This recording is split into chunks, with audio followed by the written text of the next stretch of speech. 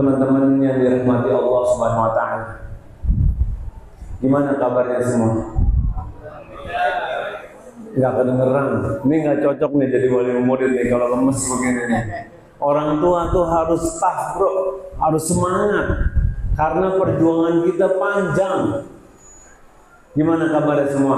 Alhamdulillah. Gitu dong. Karena gini, ada orang-orang di luar sana tuh yang pengen punya anak.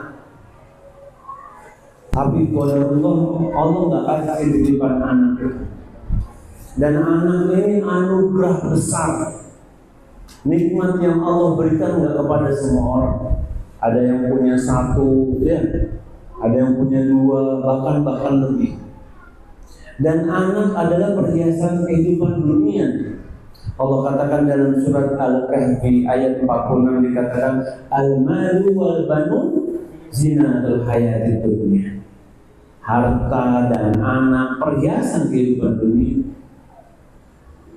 Makanya ketika kita ngelihat anak pulang ke rumah gimana? Yang dicari istri dulu apa anak dulu? Jujur Pak, jujur. Hah? Jujur. Takut tidur di teras ya pulangnya. Cari istri apa anak? Cari anak, ya kan?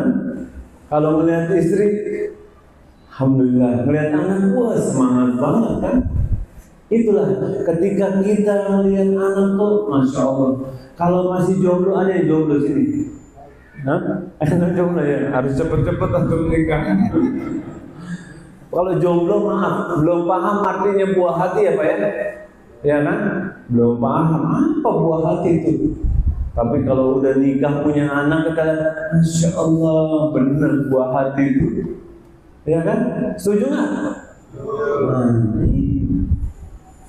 Dan satu hal yang kita nggak boleh lupa, anak ini selain nikmat adalah amanah. Tuh. Karena kita akan dimintakan pertanggungjawaban oleh Allah Subhanahu wa taala di akhirat nanti. Bagaimana amanah itu kita tepati atau enggak? Kita benar-benar jalankan sesuai yang diminta Allah atau enggak? Bahkan ulama Ibnu Qayyim rahimahullah dia mengatakan, sebagian ulama mengatakan Allah akan minta pertanggungjawaban orang tua itu. Apakah dia mendidik anaknya atau enggak? Allah akan minta pertanggungjawaban kita. Sebelum si anak diminta pertanggungjawaban atas baktinya kepada orang tua. Kadang kita sering dengar kan, kalau anak harus bakti sama orang tua, iya kan? Sering dengar gak? Sering dengar. Tapi kita jangan lupa, bagaimana anak itu mau bakti sama orang tuanya kalau dia nggak punya ilmunya. Jadi kadang-kadang ada orang tua nyalain, kamu dasar anak durhaka, kamu nggak bakti. Di sini ada sebab akibat. Bisa jadi orang tuanya nggak ngajarin bagaimana menjadi anak yang soleh.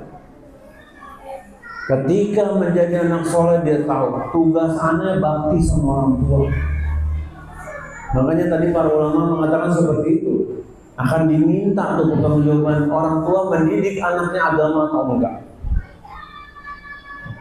Karena dalam hadis yang insya Allah kalian sudah sering dengar, kullukum ra'in, setiap dari diantara kalian itu pemimpin.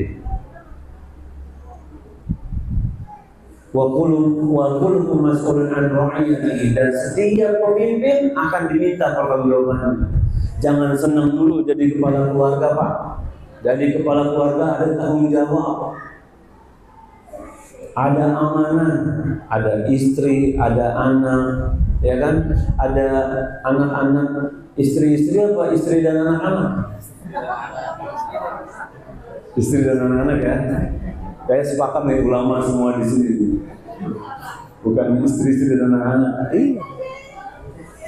Dan tugas utama orang tua apa? Apakah cari nafkah, pagi-pagi pulang malam ganti baju pergi lagi kerja. Ada yang nggak pulang-pulang. Kemarin anak ketemu tukang bangunan, pulang 3 bulan sekali. Punya keluarga Pak? Punya.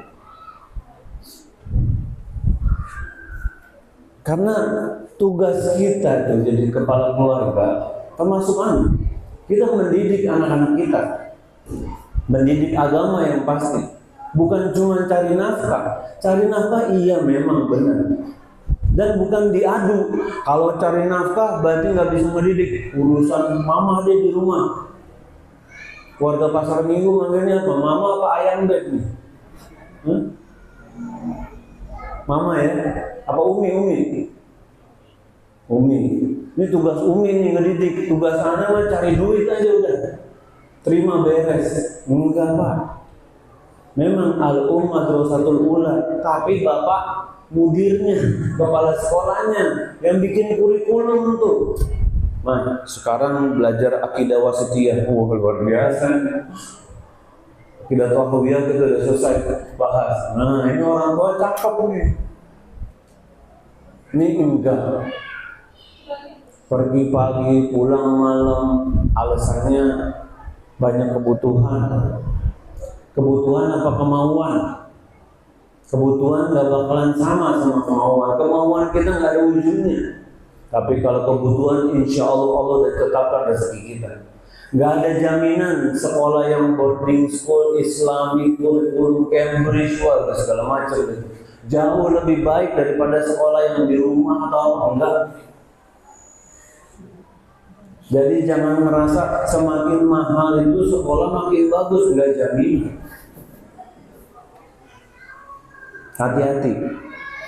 Dan tugas kita menjadi orang tua sebagai Allah, sebagaimana Allah katakan dalam surat At-Tahrim ayat 6, ya ayyuhalladzina amanu qu anfusakum wa ahlikum.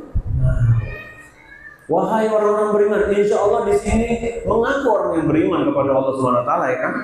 Ini panggilan buat kita semua. Jaga dirimu dan keluargamu dari api neraka. Para ulama menafsirkan keluarga itu circle kecil kita, di mana kita jadi pemimpin di situ.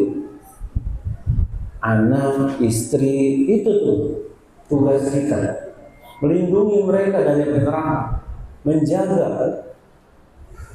Dan tugas utama orang tua bukan cuma cari nafkah, tapi memasukkan dirinya dan keluarganya ke dalam surga Allah SWT. Mudah apa berat? Berat. Butuh komitmen, butuh pengorbanan, butuh capek. Kalau nggak mau capek, nggak cocok jadi orang tua. Gimana kita lihat? Kalau kita lihat ibunya Imam Syafi'i, rahimahullah, anaknya dianterin tuh, belajar di Madinah udah pinter, belajar lagi di Mekah udah pinter, single parent. Ini kita ada bapak, ada ibu, anaknya nggak paham agama, nauzubillah. Tahunya cuma Mobile Legend. Papa top up dari mana dong Pak? Indomaret Pak, top up Pak. Tahunya gitu dong Pak. Bagiin Pak, wifi, minta hotspot. Anaknya diantengin dengan gadget, udah pegang dulu deh. Papa mau ngobrol sama teman-teman. Enggak. Ketika anak bertanya, jangan dimatiin pertanyaannya. Udah nanti aja. Emang nanti ingat dia pertanyaannya? Enggak. Jawab terus, sabar. Berdasarkan ayat ini, Ali bin Abi Thalib radhiyallahu anhu mengatakan, ajarkan kebaikan pada dirimu dan keluargamu. Dan jawabannya apa? Melalui tarbiyah udah. Jadi tugas utama orang tua mendidik anak. Dan alhamdulillah bagi bapak-bapak dan ibu-ibu yang sudah menyekolahkan anaknya di sini di Imam Syafi'i. Alhamdulillah. Ini takdir Allah. Ini kehendak Allah, bukan karena dekat rumah. Siapa yang rumahnya dekat? Siapa rumahnya paling dekat? Paling dekat dong.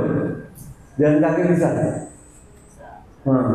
Apa karena memang paling dekat terus dia pasti bisa sekolah di sini? Enggak. Ini adalah takdir dan kehendak Allah. Bukan sekedar kita dekat rumah, bukan sekedar kita daftar, ada koneksi atau mampu bayar, habis cari yang murah-murah enggak. Enggak jaminan antara yang mahal itu akan melahirkan ulama-ulama, dan tidak mengatakan yang murah itu jelek, enggak. Selama tarbiyah ini kompak antara orang tua dan anak.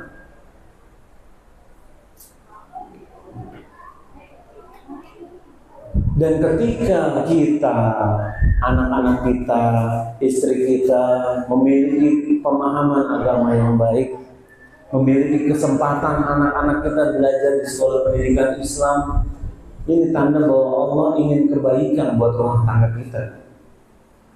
Karena maaf, ada orang Islam di luar sana yang menyekolahkan anak-anaknya di sekolah non-Islam. Bahkan sekolah orang kafir di sekolah karena terkena syubhat, kan di sana disiplin, kan di sana begitu, hati-hati Pak. Gimana enggak, baru masuk aja udah kelihatan tuh siapa yang itu. Ada patung gede, ada gini. Dan ketika kita masukkan anak kita ke sekolah Islam, itu nikmat. Anak-anak kita belajar agama, kita pun belajar. Hari pertama pulang biasanya anak-anak bilang apa? Hafal hadis apa kalau baru pulang biasanya? Hadis pertama yang dipelajari, ada yang tahu nggak? Biasanya ini standar nih. Hadis pertama selalu ini. Hah? Bukan, itu hadis utama di kitab-kitab.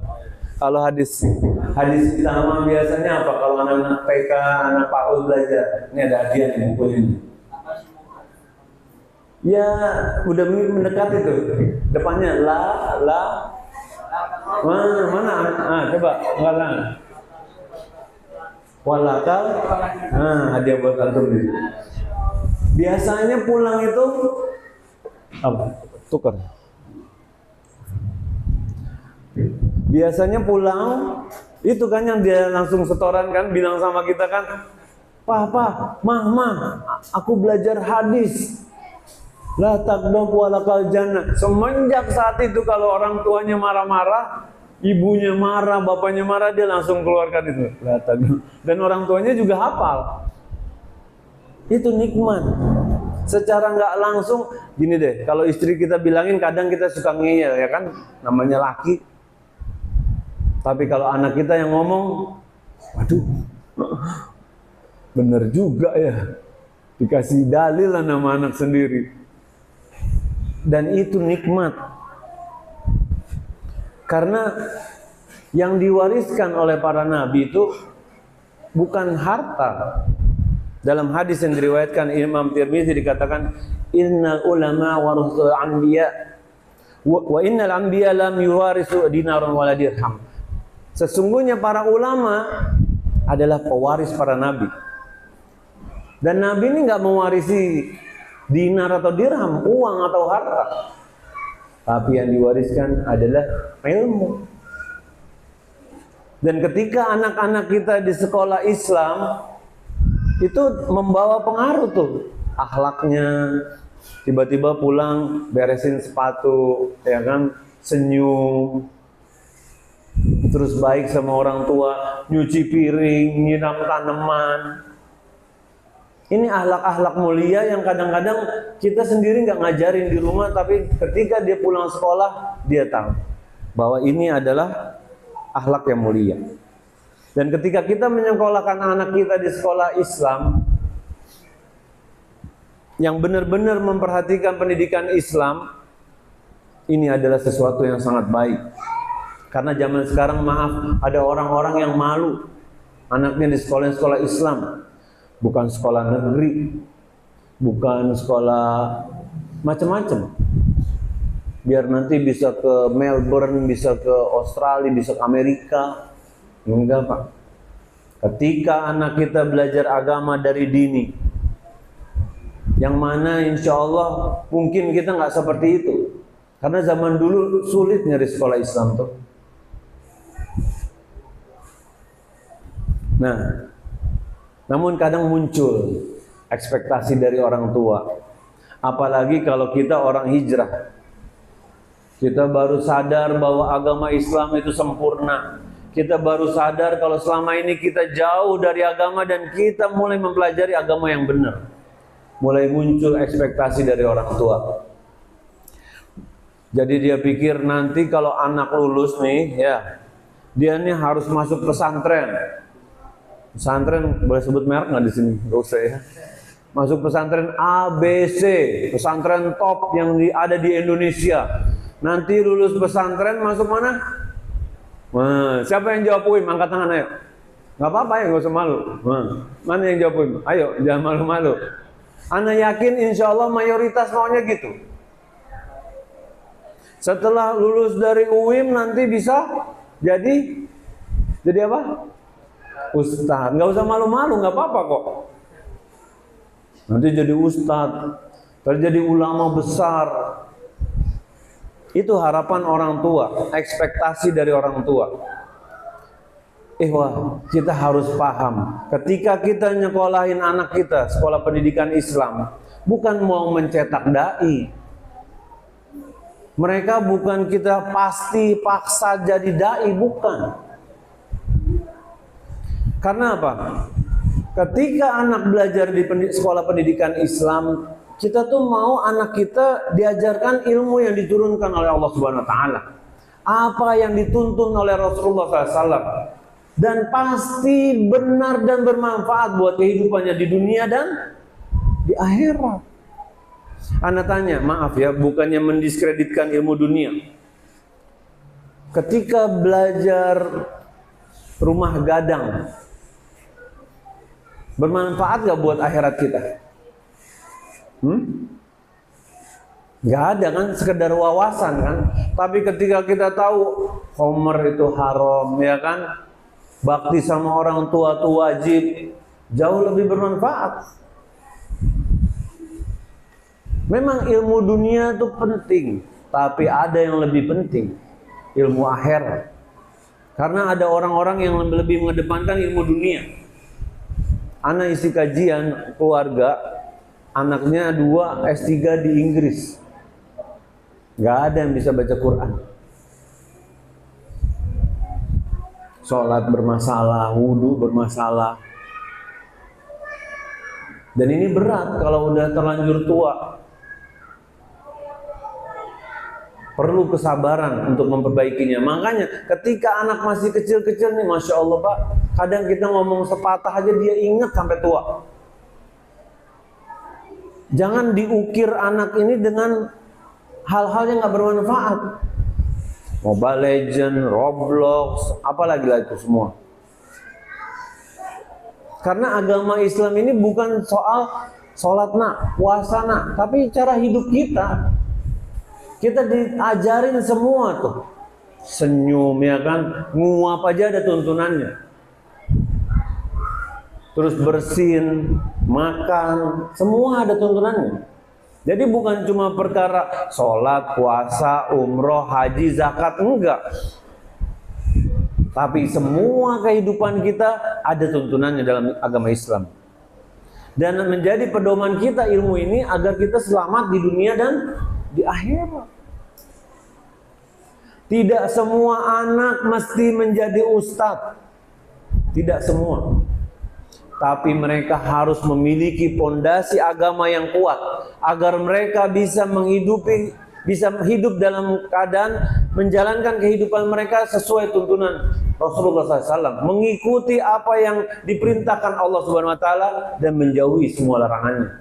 Itu yang harus kita pahami. Tidak semua anak mesti jadi ustaz.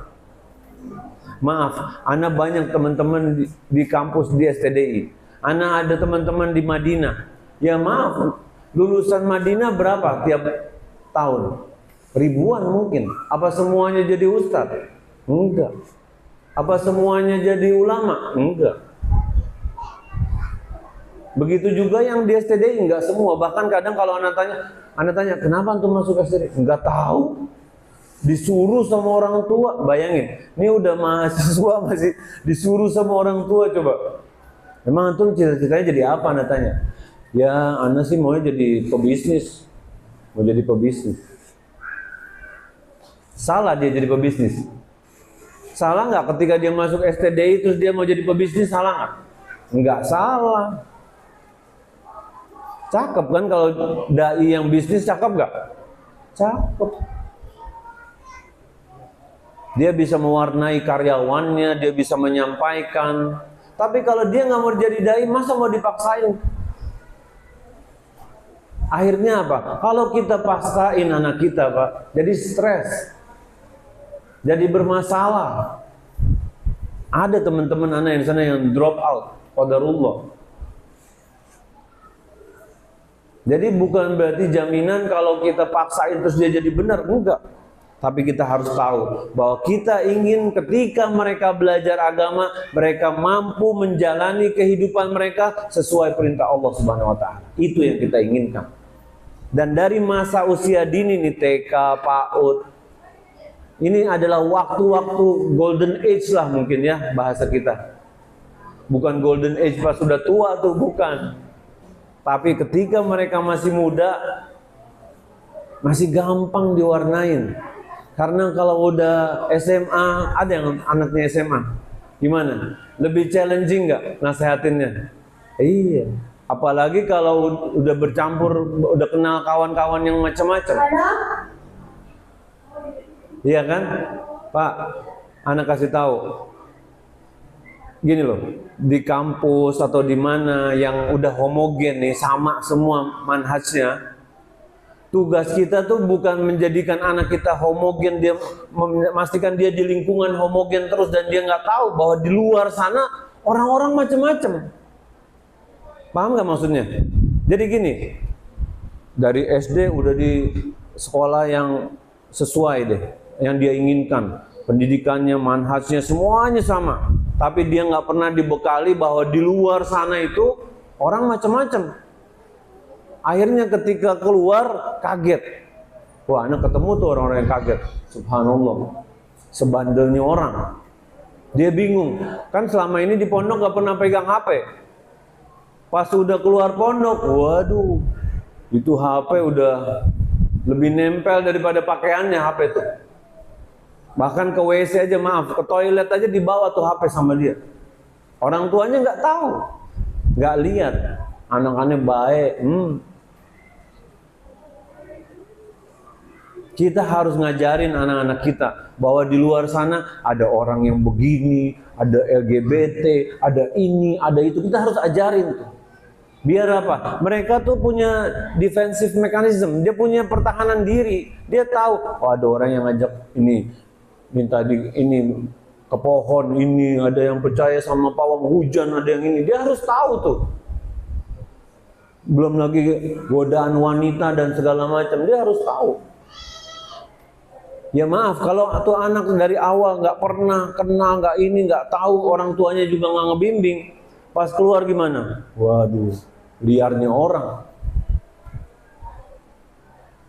Jadi bermasalah. Kadang dia pakai dalil lagi. Ada kasus nih di luar sana ya, ada kasus, maaf, ada seorang ilmu agamanya luar biasa, tapi dia ini dengan wanita, diajak ke kos-kosannya. Teman-teman kos-kosannya dibilang apa sama dia? Ini saudara sepersusuan aneh. Bayangin tuh, pakai dalil tuh. Saudara sepersusuan aneh. Ya, teman-temannya percaya nggak? Percaya. Masa dia bohong, orang dia paham agama kok. Nggak taunya kebongkar di ini, wah, ternyata dia bohong. Nah, hal-hal kayak gini nih, kalau nggak deket sama anak, kita nggak bisa tuh ngomong sama mereka. Makanya bangun bonding yang kuat sama anak-anak kita. Jadiin anak-anak kita tuh bisa ngomong apa aja sama kita. Capek Ustaz, paling gampang marahin, ya nggak sih? Kadang dia Pak, vape tuh apa sih? Ah, kamu dosa itu gini, udah digituin dulu. Gimana dia mau cerita? Dengerin. Apa sih maksudnya? Arahnya kemana sih? Karena zaman ini jauh lebih cepat nih. Tenang Ustaz, anak batasi semuanya. Bisa nggak? Ada nggak yang bisa batasi? Ayo coba, bisa batasi nggak anak kita dengan semua yang berkaitan dengan teknologi? Siapa antum namanya? Ari. Mas Ari bisa nggak batasi anak kita? Nggak bisa. Kita WhatsApp-nya kita blok, dia chatting di Discord. Iya kan? Iya. Mobile Legend kita blok, dia main Roblox tuh, chatting di situ sama teman-temannya.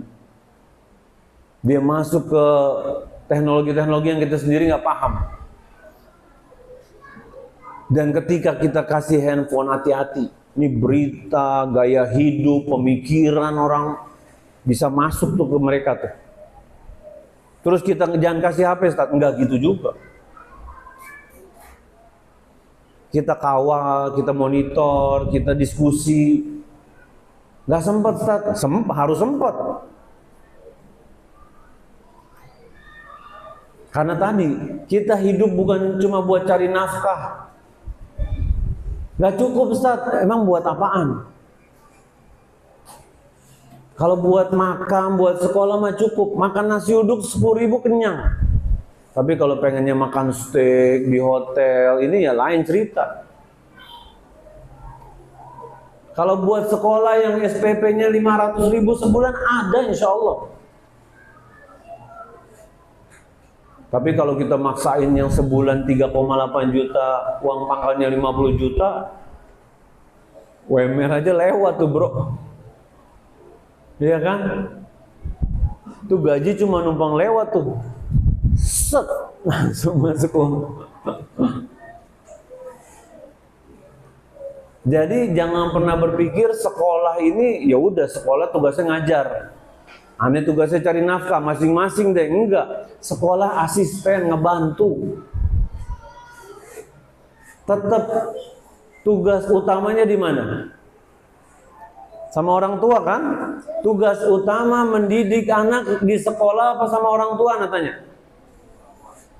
Sepakat ya sama orang tua ya? Nah, sama orang tua harus ngeluangin waktu. Ini enggak, Senin sampai Jumat kerja, Sabtu main bola, Ahad main sepeda. Nanti Senin gitu lagi. Kadang anaknya sampai, kamu dekat sama ayah? Enggak. Aku nggak pernah kenal ayahku katanya. Sedih loh Pak. Ada teman-teman anak yang usia 22, dia bilang gitu sama anak. Anak daripada lulus balik ke rumah, anak mendingan merantau aja deh. Anak nggak nyaman di rumah. Nggak deket sama orang tua. Anak nggak ingat kapan anak terakhir dipeluk sama orang tua anak katanya. Subhanallah. Makanya zaman sekarang ngedidik anak lebih berat. Karena harus lebih berjuang. Karena dalam hadis yang diriwayatkan dari Abu Hurairah, hadis riwayatkan Ibnu Majah, yang dihasilkan oleh Syekh Al-Albani dikatakan akan datang tahun-tahun nih manusia penuh penipuan. Iya kan?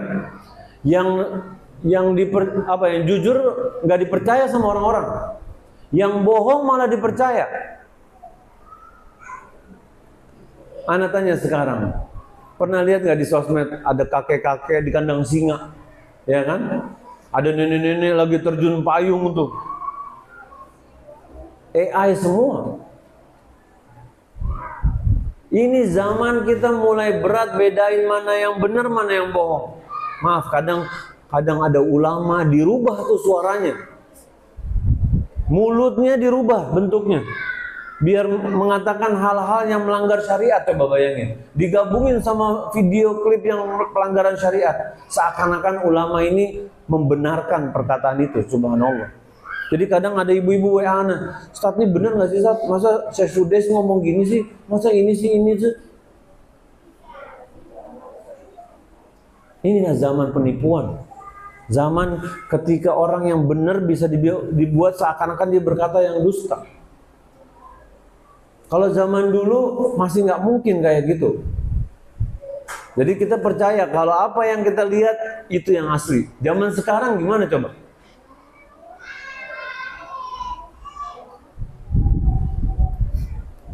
Dan kerusakan zaman makin parah. Kalau kita lihat di data statistik ya, data BKKBN ya, 59% remaja perempuan dan 74% remaja laki-laki usia 15 sampai 19 tahun terlibat dalam hubungan seks di luar nikah. Ini data Indonesia nih. Lebih dari 50% bahkan 75% remaja pria telah melakukan seks bebas. Fenomena ini memperlihatkan apa? Bahwa seks bebas semakin umum di kalangan anak muda. Bismillah.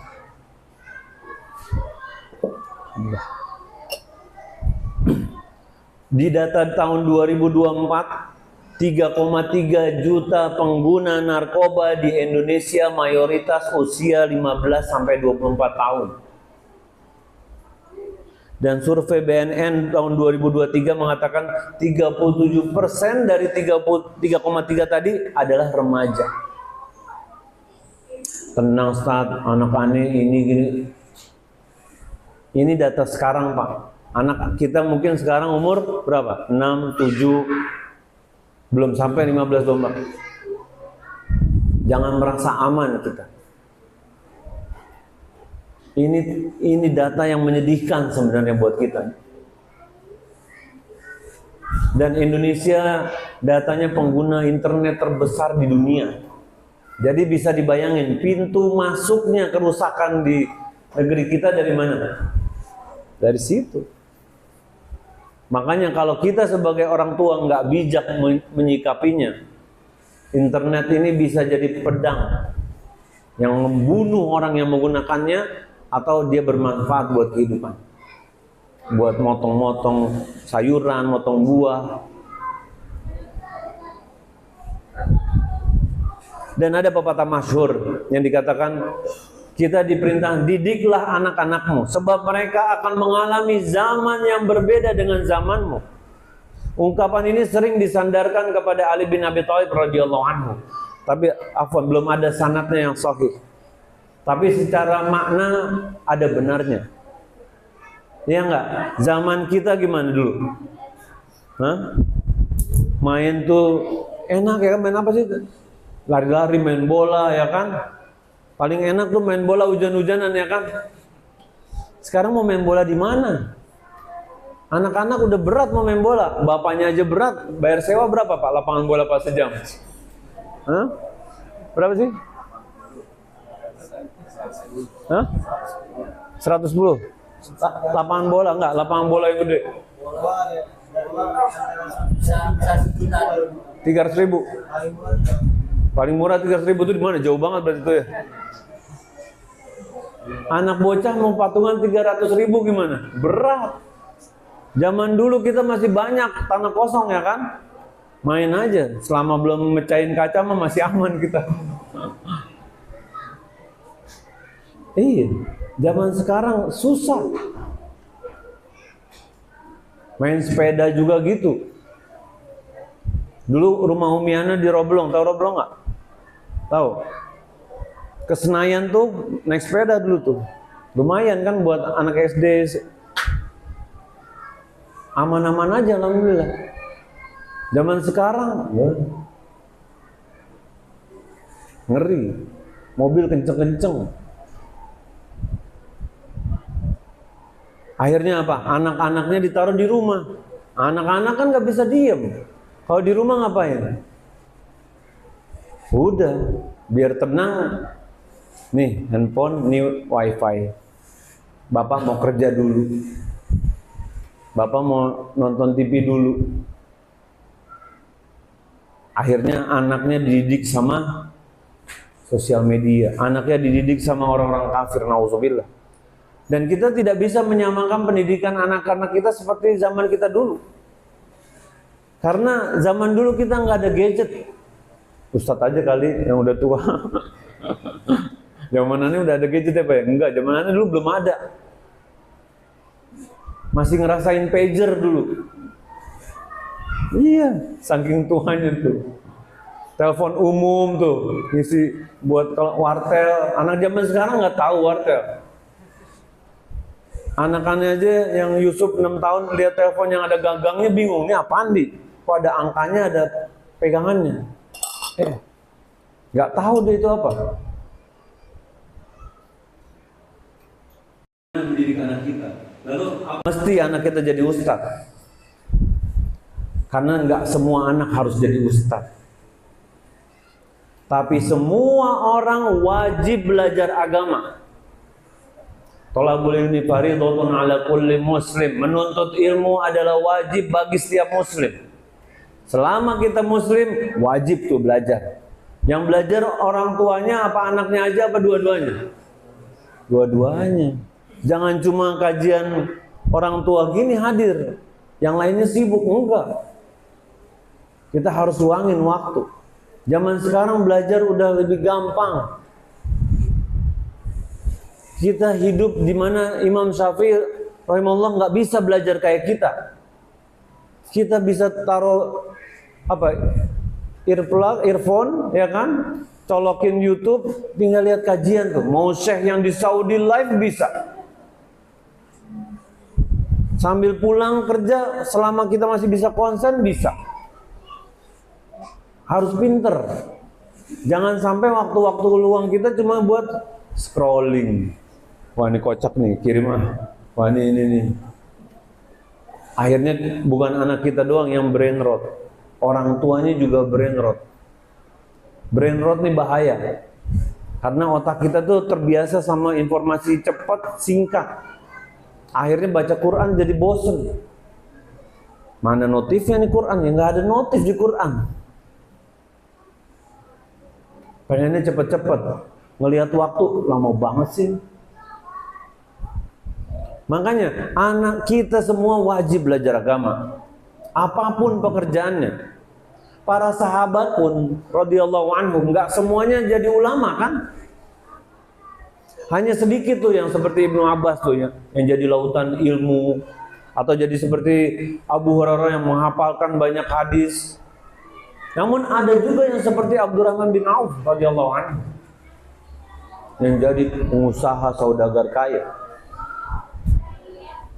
Karena apa? Karena setiap manusia itu beda profesi dan beda perannya.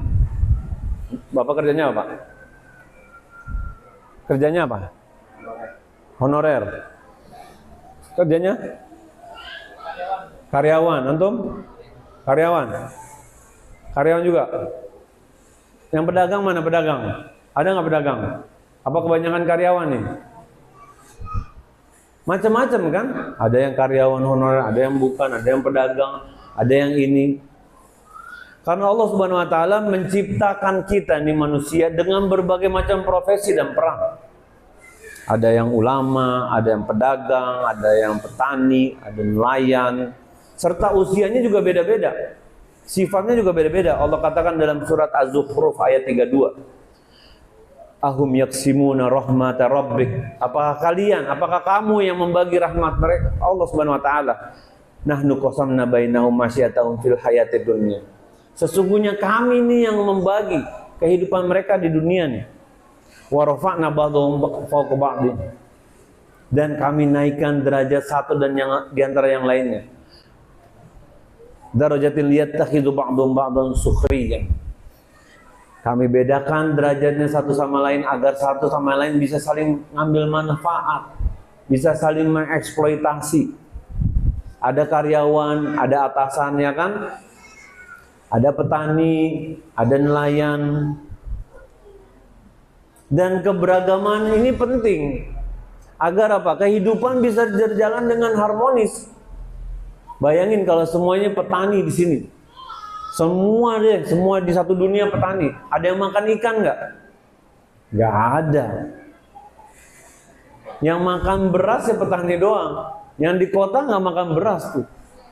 Nggak ada yang bawa ke sana. Pedagangnya nggak ada. Dan semua saling bekerja sama agarnya kita bisa makan ikan hari ini, bisa makan tempe, bisa ini, ada yang jadi karyawan, ada atasannya, bisnisnya ini, bisnisnya itu. Saling mengisi satu sama lain. Dan setiap orang perannya beda-beda. Dalam hadis Bukhari dan Muslim dikatakan, qala Rasulullah SAW, kullun muyassarun lima khuliqa lahu. Setiap kita dimudahkan pada sesuatu yang memang dia diciptakan buat itu.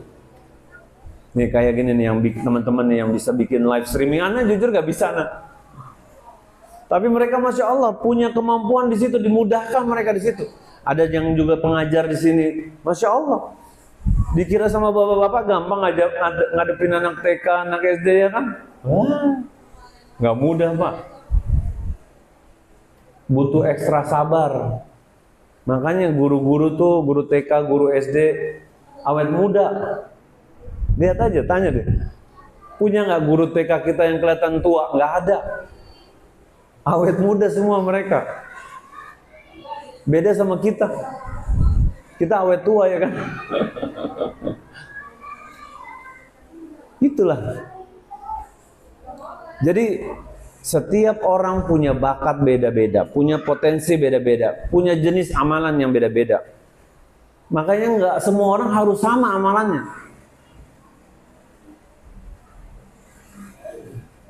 Dan Al-Imam Ibnu Qayyim rahimahullah beliau mengatakan pintu-pintu kebaikan itu banyak dan manusia memiliki kecenderungan pada amalan-amalan tertentu. Ada yang Allah bukakan baginya pintu sedekah, ada yang Allah mudahkan dia berpuasa sunnah, ada yang Allah mudahkan dia sholat, ada yang berjihad, ada yang mengajar, macam-macam. Gak semua mesti sama, gak semua wajib meniru. Tapi kan kalau jadi ustadz enak, pahalanya gede, ngajakin orang ini itu, bermanfaat. Memang kalau itu tujuan cita-cita kita boleh, tapi bukan berarti kalau misalnya nggak tercapai kita kecewa, anak kita marah-marahin. Kenapa sih kamu nggak jadi ustadz? Udah sekolah di ini, sampai ke Madinah kamu, terus kamu nggak jadi ustadz? Nggak bisa Pak, aku nih introvert orangnya. Ya kan? Nggak bisa. Nggak semua orang itu punya kemampuan yang sama. Kalau ustadz misalnya introvert, berat nggak? Berat. Nggak bisa senyum, matanya nyurang gini. Kalau melihat orang sinis, bibirnya ke bawah, mau datang kajian begitu? Nggak mau. Nggak bisa dipaksain juga. Ada sepupu Ana, kalau suruh ngomong depan orang, keringetan satu badan. Basah kuyup sampai tangan-tangannya basah, kakinya basah. Ini air banjir nih. Anak kira ini bocor dari mana? Enggak, anak tadi grogi kata dia. Mau berdiri sampai kepleset-pleset. Jadi nggak bisa dipaksain. Dan orang beda-beda amalannya. Ada yang dimudahkan di situ, ada yang memudahkan yang lain. Makanya penting bagi kita untuk mengenali potensi anak kita. Pak, penting bagi kita mengenali potensi anak kita. Orang tua nggak boleh maksain anaknya jadi ulama, nggak boleh. Mengarahkan, menyarankan boleh, tapi kalau maksa nggak bisa. Akhirnya mereka jadi apa? Jadi kusut, stres bahkan. Dan jika dia nggak punya potensi di bidang itu, malah bisa menghancurkan masa depan anak dan umat. Karena Allah katakan dalam surat Al-Isra ayat 84 dikatakan kullun ya'malu ala sakilatihi. Jadi setiap orang tuh berbuat menurut kecenderungan wataknya dia, potensi dia masing-masing. Kalau kita tahu tentang seperti itu, kita paham bahwa ulama Syekh As-Sa'di rahimahullah, beliau mengatakan ayat ini menunjukkan bahwa manusia memiliki kepribadian dan kemampuan yang beda-beda. Dan amal dan kesuksesan mereka akan sesuai dengan itu. Ada yang ahli live streaming. Kalau ana yang ngerjain, ya 2 jam, 3 jam juga belum tentu beres tuh. Ada yang langsung tacat-tacat, udah nyala langsung. Dan itu kemampuan beda-beda. Dan memang amalan dia di situ. Dan anak-anak kita juga punya kecenderungan dan kekuatan sendiri. Tugas orang tua adalah mengarahkannya, bukan memaksakan sesuatu di luar kodrat Allah Subhanahu wa taala. Dan anak soleh tidak hanya berarti dia harus jadi ulama, tapi ketika dia menjadi orang yang mampu bertugas dan fungsinya sebagai seorang mukmin yang bermanfaat untuk agama dan dia menjalankan kehidupannya sesuai syariat, itu udah lebih dari cukup. Jadi tugas kita adalah menyadari potensi anak kita. Kalau anak kita berpotensi jadi ulama, bismillah Pak. Dia dapat ilmu tuh akan terus senang. Dia akan senang murojaah. Mana lagi? Bahkan ada yang enggak, udah anak mau belajar di sini aja. Anak mau belajar agama aja. Oh enggak, anak nih lebih senang sama teknologi, coding gini-gini. Oh anak senang dengan kedokteran. Beda-beda.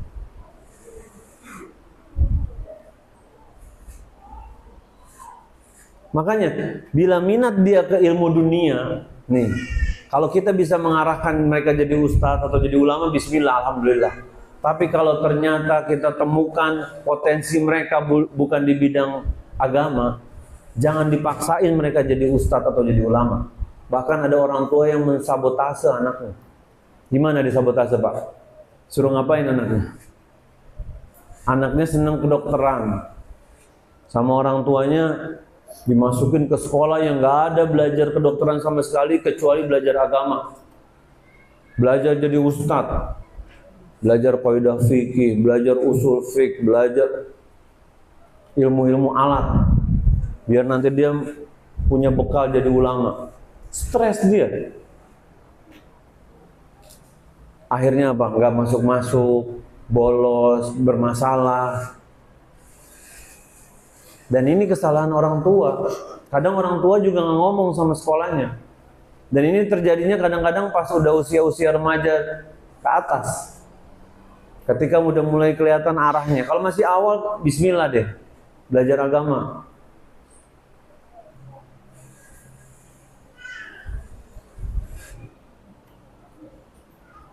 Tapi ketika dia minatnya ke ilmu dunia, kita harus arahkan keahliannya agar bermanfaat bagi umat Islam. Karena dalam hadis dikatakan ahabun nasi ilallahi ta'ala anfa'uhum linnas. Orang yang paling Allah cintai itu orang yang bermanfaat buat orang lain. Bermanfaat buat orang lain apa harus jadi ustaz? Enggak. Nah, kalau kita bisa didik anak kita dia pengen bermanfaat buat orang lain dari semenjak kecil aja. Lihat betapa bedanya anak kita dibandingkan anak yang nggak dididik seperti itu. Anak yang dididik bermanfaat buat orang lain, walaupun kecil dia tahu. Kadang bantuin uminya nyuci piring, kadang dia nyuci sendal, kadang dia selalu beresin tempat tidurnya. Dia tahu, aku nih harus bermanfaat buat Umi nih. Umi udah capek masak nih, Abah udah capek kerja. Walaupun masih TK Pak, bisa. Dan nilai-nilai ini penting. Jadi dari hadis ini juga kita lihat bahwa keutamaan seorang muslim bukan cuma ketika dia bermanfaat buat ibadah pribadinya dia. Afwan, Anda nggak bisa diganggu. Anda mau sholat dulu nih. Mau sholat duha nih, 22 rakaat. Sampai zuhur tuh dia. Afwan, Anda nggak bisa diganggu nih. Anda mau ngaji nih, masih kurang 18 juz. Enggak. Tapi bukan hanya ibadah pribadinya juga, tapi sejauh mana dia memberi manfaat kepada sesama. Begitu juga kita sebagai orang tua nih. Udahlah, anak kan wali murid ya, yang penting hadir, duduk, aman deh. Enggak, lihat nih teman-teman nih, Masya Allah. Mereka juga punya anak, mereka juga punya istri. Saling berkorban, tanggung jawab apa yang Anda bisa bantu nih buat kemajuan sekolah SDTQ Imam Syafi'i ini. Karena kalian juga ambasadornya sekolah ini. Bagaimana perilaku kalian di sekolah dan di lingkungan anak dan orang tua juga membawa dampak kepada nama sekolah. Dan ketika seorang bisa memberikan manfaat, mau ilmu, mau harta, mau tenaga, atau apapun yang bermanfaat bagi orang lain, itu adalah ciri-ciri orang-orang yang Allah Subhanahu wa Ta'ala sayangi. Lalu bagaimana kalau misalnya anak kita nggak jadi ustadz? Apakah kita jadi orang tua yang kecewa? Ngerasa, ya nggak jadi ustadz lagi dia. Apakah dia jadi anak yang nggak mulia, Pak? Apakah kurang kemuliaannya? Apakah kebesaran kemuliaan seseorang hanya dinilai dari banyaknya pengikutnya? Dari banyak followernya di sosial medianya? Apakah dari banyak YouTube-nya? Enggak. Karena dakwah ini enggak harus disampaikan melalui profesi. Dakwah tidak harus disampaikan melalui profesi.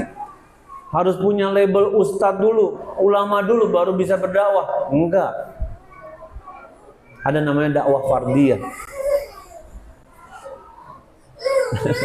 Pelan-pelan. Hati-hati deh.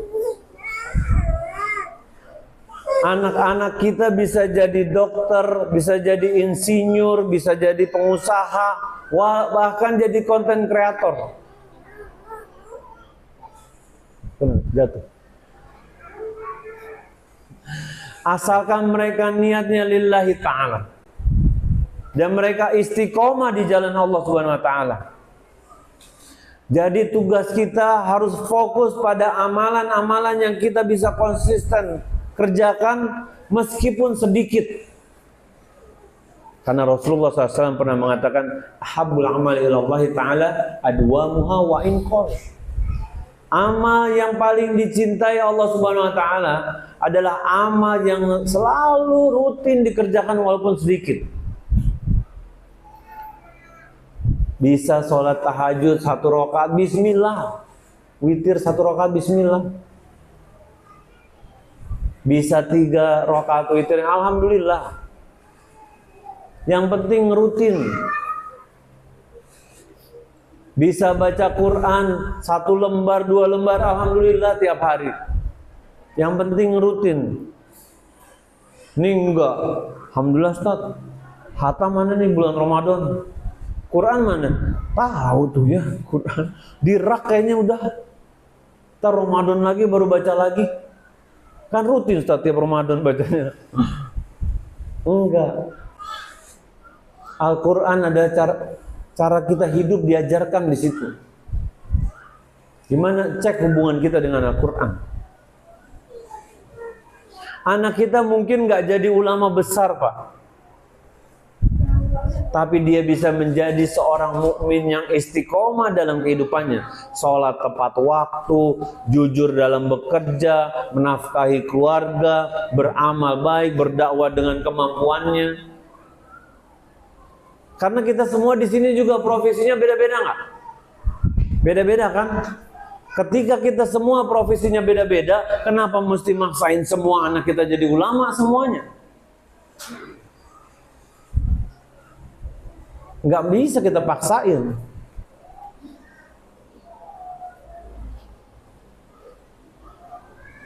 Apakah ketika dia jadi dokter, dia jadi guru SD, jadi karyawan kantor, terus dia jadi nggak mulia? Enggak.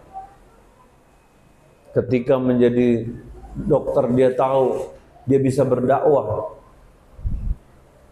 Dan tiap kita punya kewajiban berdakwah sebenarnya. Balighu anni walau ayat. Sampaikan dariku walaupun 1 ayat. Sampaikan, ulama mengatakan sampaikan dariku. Ini maknanya apa? Emang benar-benar kita tahu itu dari Rasulullah SAW. Dan sampaikan walau cuma 1 ayat nggak apa-apa.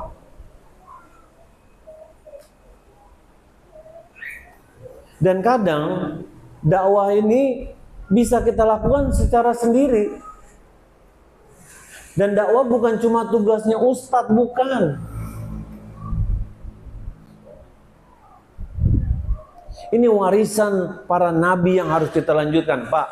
Ketika Allah Subhanahu wa taala jadikan Nabi Muhammad SAW sebagai nabi rasul terakhir yang paling mulia, secara nggak langsung Allah tetapkan kita sebagai umat Islam yang mulia jika kita mengikuti tuntunan Rasulullah SAW. Karena apa? Ketika Rasulullah SAW udah nggak ada, udah wafat, udah meninggal, siapa yang melanjutkan dakwah ini? Siapa? Anda tanya, siapa yang melanjutkan? Umatnya kan? Umatnya. Dan apakah harus jadi ustadz tuh? Enggak. Ketika ada seorang dokter datang pasien sakit paru-paru karena merokok, bisa nggak jadi dokter nasehatin dengan agama? Bisa nggak? Bisa, Pak. Maaf Pak, rokok ini hati-hati, karena ini adalah pelanggaran syariat. Ini jelasin. La darar wala dirar dan seterusnya. Kasih hujahnya tuh. Ini kan cuma hawa nafsu begini. Kita sebagai orang Islam, ini dokter yang ngomong sama pasien denger gak kira-kira? Dengerin. Kalau ustadz bisa nggak didengerin sama jamaahnya? Bisa. Aduh ngecek dulu nih, udah sampai mana nih paket nih? COD lagi.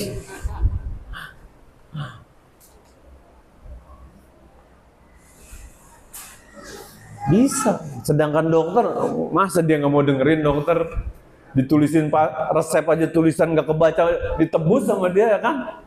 Ini resep apaan, dibalik salad nggak bisa dibaca nih, udahlah kasihlah, diminum lagi sama dia, ya kan?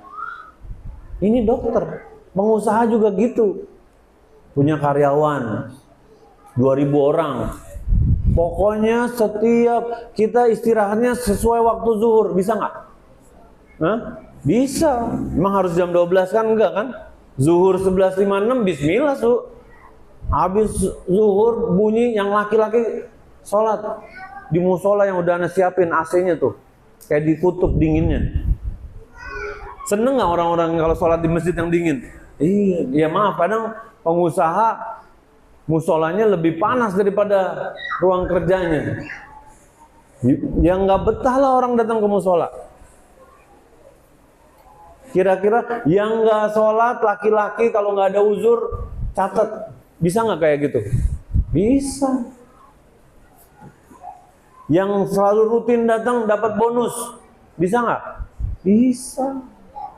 Pak, Anda isi kajian di Jakarta Utara tuh, di Astra, grupnya Astra tuh, mereka tuh seneng Pak. Ini maaf ya, Astra siapa pemiliknya? Orang Islam bukan? Bukan. Tapi mereka seneng kajian-kajian kayak kita gini. Kenapa? Karena orang karyawannya jadi belajar agama. Jadi nggak berani korupsi waktu, nggak berani korupsi uang, nggak berani markup bond. Jujur semua, perusahaannya maju jadinya. Bikin kajian terus, walaupun beda agama kata dia. Ya kan? Jadi kita belajar agama tuh biar kita amalin. Dan berdakwah ini bukan tugas cuma ustaz. Atasan bisa, karyawan bisa, dokter bisa, konten kreator bisa. Selama dia niatkan karena Allah Subhanahu wa taala. Dan dia ikhlas dan dia mengikuti dan gak asal ngarang, gak asal comot sini comot sana, dirubah akhirnya jadi bermasalah. Kita sampai jam berapa ini? Jam 9 besok tanya jawab ya. Ayo. Dan berdakwah ini gak harus pakai panggung. Kita lihat bagaimana sahabat Abu Bakar As-Siddiq radhiyallahu anhu ketika Rasulullah SAW mulai menyampaikan dakwahnya. Semangat tuh, teman-temannya dikasih tahu ini diajak, bahkan beberapa orang yang dijamin diberikan kabar gembira akan masuk surga, beliau radhiyallahu anhu yang membawa mereka mengenal Islam. Utsman bin Affan, Zubair bin Awam, banyak. Itu dari mana? Personal gini ngomong. Ada teman kita laki-laki nggak sholat misalnya, ngomong. Enggak enak Ustaz, agama kan masing-masing. Enggak bro, Kalau kita sayang sama dia, bantu dia mengenal agama Islam. Sebagaimana dulu kita nggak kenal misalnya. Kalau kita orang hijrah harus semangat. Harus semangat membawa perubahan. Tapi dengan kata-kata yang hikmah ya. Yang enak. Ini kadang enggak. Udah jenggotan, mata nyureng, ngomongnya pahit lagi. Kita nih jenggotan jadi gahar soalnya mukanya. Jadi maco gitu loh. Dan orang-orang itu kadang jadi ngeliat kita tuh udah gemuruh. Kalau kita nggak senyum udah, waduh ini galak bener tampangnya. Kita nih ketika udah ngaji, udah belajar, harus jadi orang paling baik. Bagi orang-orang yang belum kenal, kita harus warnai itu dari akhlak kita. Itu dakwah juga sebenarnya. Kita jadi karyawan bisa nggak dakwah? Bisa. Bro, kita sholat jamaah yuk. Ternyata sholat jamaah wajib loh nih hukumnya. Kenapa? Emang bener? Iya. Rasulullah SAW aja dulu bilang kalau Allah izinkan nih rumah orang-orang yang nggak ke masjid mau dibakar. Berarti kan tandanya apa kalau mau dibakar? Tandanya kan perintahnya ditegaskan benar-benar. Iya. Jadi bismillah kita ke masjid. Ntar kita udah resign pindah kantor lain. Banyak orang-orang yang sholat berjamaah karena kita alhamdulillah.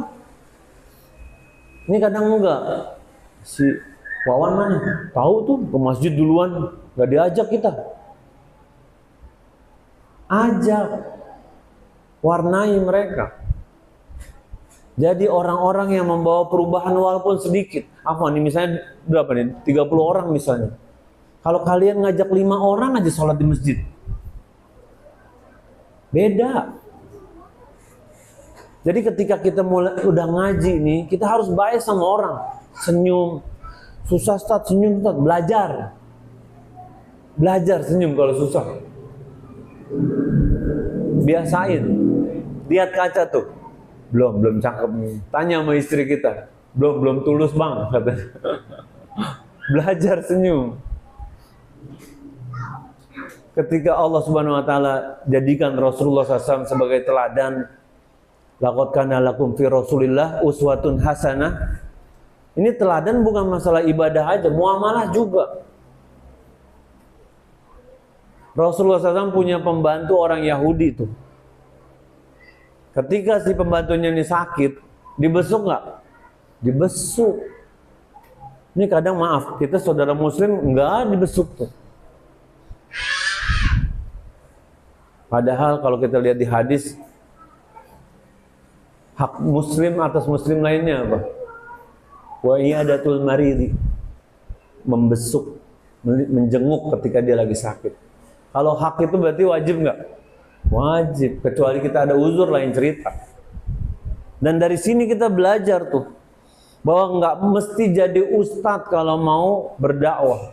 Jadi anak-anak kita nggak mesti jadi ustadz, tapi kalau dia mesti jadi seorang muslim yang patuh sama Allah dan berusaha berdakwah kepada orang-orang. Nggak, dakwah ini harus nunggu tua dulu nggak?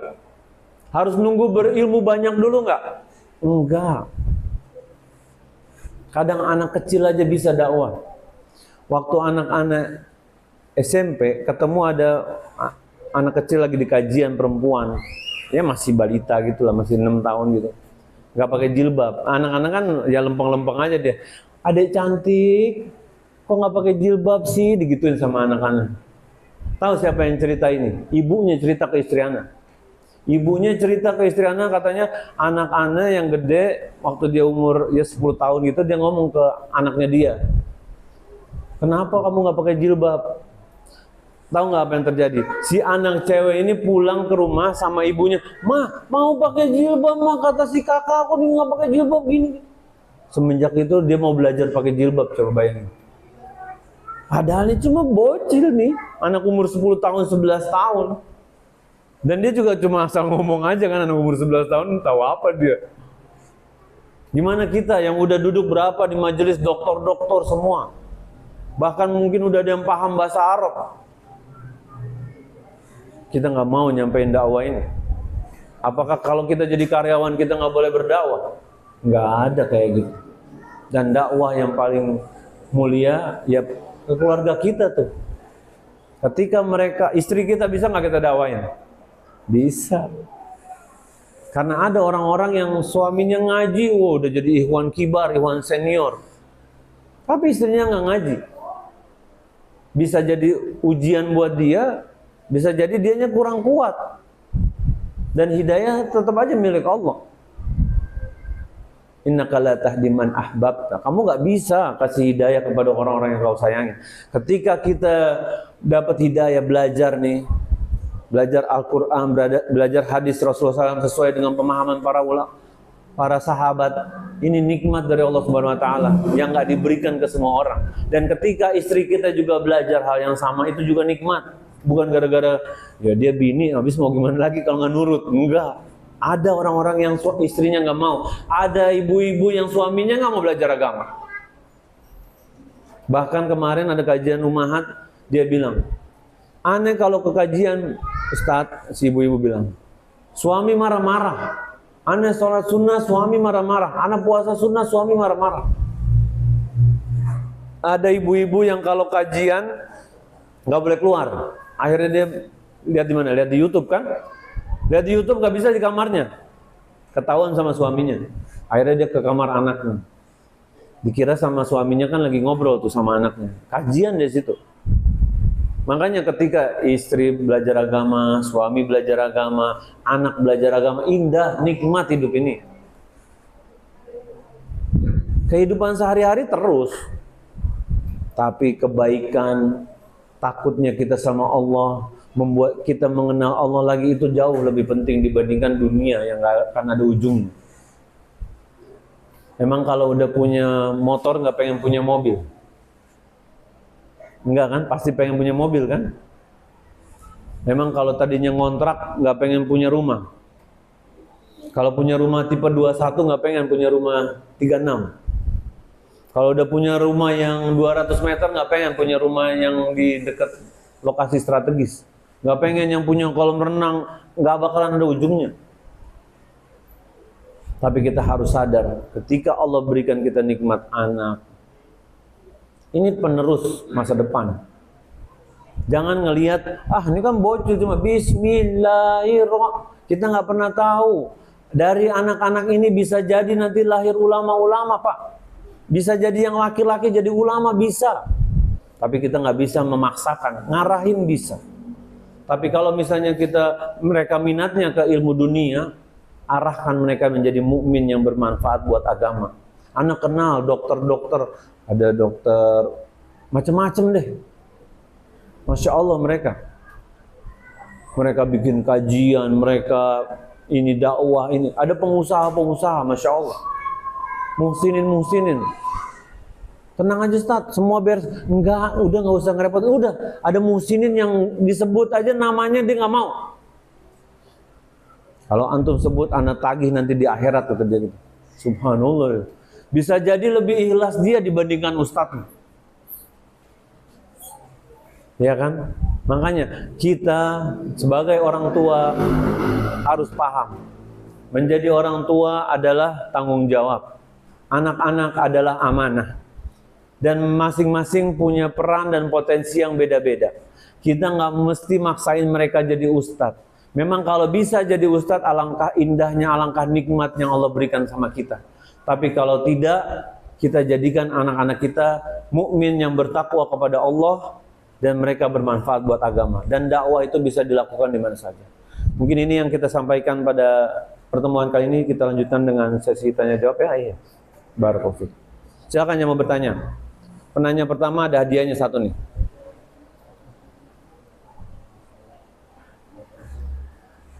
Bismillah. Apa ini ya? Itu harus deket nggak? Dah. Bismillah. Mari kita buka sesi tanya jawab. Bagi para ikhwan atau Allah yang ingin bertanya, silakan mengangkat tangannya. Dan bagi para akhwat atau ummahat yang ingin bertanya, silakan memberikan pertanyaannya dan lewat kertas yang akan dibagikan oleh panitia di atas. Kita mulai dari ikhwan atau apa dulu yang bertanya. Silakan.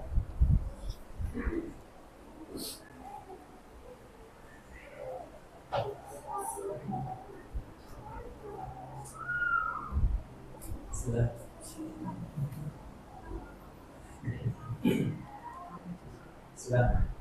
Izin. Ustaz, bertanya. Mana? Oh, enam. Nama saya Andi Setiadi. Alhamdulillah Mas Andi. Orang tua murid dari Lukman dan Umar. Masya Allah, barakallahu fiik.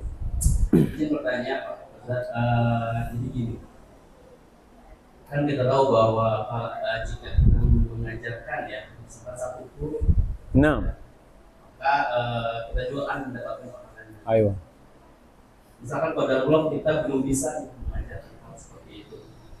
Apakah kita dengan menitipkannya ke sekolah Islam, ya, apakah kita juga mendapatkan pahala itu? Kan yang pasti yang mengajarkannya ustaz-ustaznya lah ya. Enam. Apakah kita yang menunjukkan jalannya ya, ke arah sana pun mendapatkan pahala itu? Baik, sekian.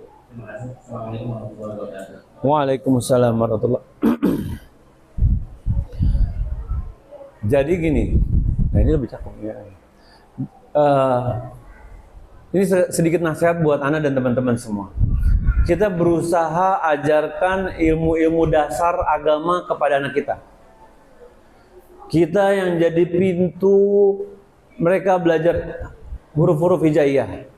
Kita jadi pintu yang mengajarkan Al-Fatihah. Ya, kita yang mengajarkan syahadat, kita yang mengajarkan salawat. Pokoknya yang penting-penting kita yang ngajarin. Karena hal-hal ini adalah hal-hal yang pondasi. Kayak Al-Fatihah dibaca sehari berapa kali minimal? 17 kali. Jangan kita serahkan sama guru-guru sebenarnya. Nih, kalau udah terlanjur ala kulihal. Tapi kalau misalnya masih ada yang kecil-kecil, kita yang ngajarin di rumah. Karena apa? Karena para ulama mengatakan ketika seorang beramal tanpa wasilah itu pahalanya lebih besar. Gimana memahaminya? Misalnya gini, berkurban. Kita yang nyembelih dibandingkan kita serahin ke masjid, terus kita terima pahanya pas sudah pulang, pahalanya beda. Ketika kita nyembelih sendiri, kita yang bismillah, Allahu Akbar, kita yang nyembelih, kita lihat tuh prosesinya, kita yang ini. Itu pahalanya jauh lebih besar. Begitu juga kalau kita sekolahin anak kita ke sekolah Islam, bukan berarti kita nggak dapat pahala, insya Allah tetap dapat pahala. Tapi ketika kita mampu ngajarin sendiri hal-hal yang penting, tapi memang dalam hadis juga dikatakan mandala ala khairin falahu mithlu ajri fa'ilihi. Jadi siapa yang menunjukkan atau mengajarkan, maka dia akan dapat pahala semisalnya tanpa mengurangi. Jadi keafdolan memang kalau kita bisa sendiri, tapi kalau nggak bisa, insya Allah kita dapat pahala yang semisalnya. Nah itu tadi, kadang orang tua Al-Fatihah kasih guru SD. Guru SD pahalanya banyak bener ini, ngajarin Fatihah banyak orang. Ya kan? Tugas kita jadi orang tua, kita yang jadi pintu pertama. Rebutan tuh. Bukan berarti kita nggak dapat pahala juga dari ketika kita ini, tetap dapat insyaallah. Wallahu ta'ala. Barakallahu fiik. Semoga Allah jadikan kita orang-orang yang sabar ngajarin anak-anak kita. Nggak bisa dipungkiri Pak. Lebih sulit ngajarin anak sendiri apa ngajarin anak orang lain? Anak sendiri ya kan? Ayo, bismillah. Udah kabur dia ke sana. Abi nih. Tar dulu Bim. Hot wheel-nya ketinggalan. Iya, Hot wheel. Enggak apa-apa. Lebih sulit ngajarin anak sendiri. Karena dan perlu dibiasain juga, ada jadwal rutin juga. Kalau ngajarin anak orang lain, dia kan segan, sungkan, ya kan. Kenapa di sekolah sama Pak Guru, Bu Guru anteng dia ya kan. Di rumah lihat sebentar udah manjat jendela dia. Ya begitu namanya anak-anak. Karena dia merasa nyaman dan ada ganjaran pahala yang lebih tuh buat orang tua yang sabar. Karena pahalanya bukan pahala ngajar doang ya kan, pahala sabar ngadepin anak juga insya Allah dapat pahala tuh. Barakallahu fiik. Silakan yang mau bertanya lagi. Ini hadiah buat Mas Andi ya. Sebut namanya biar kita kenalan juga ya sama-sama ya.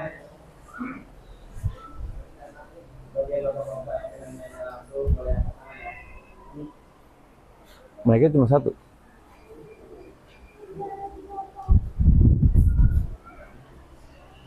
Ya, yang mau bertanya nggak apa-apa, nggak pakai mic juga nggak apa-apa. Silakan.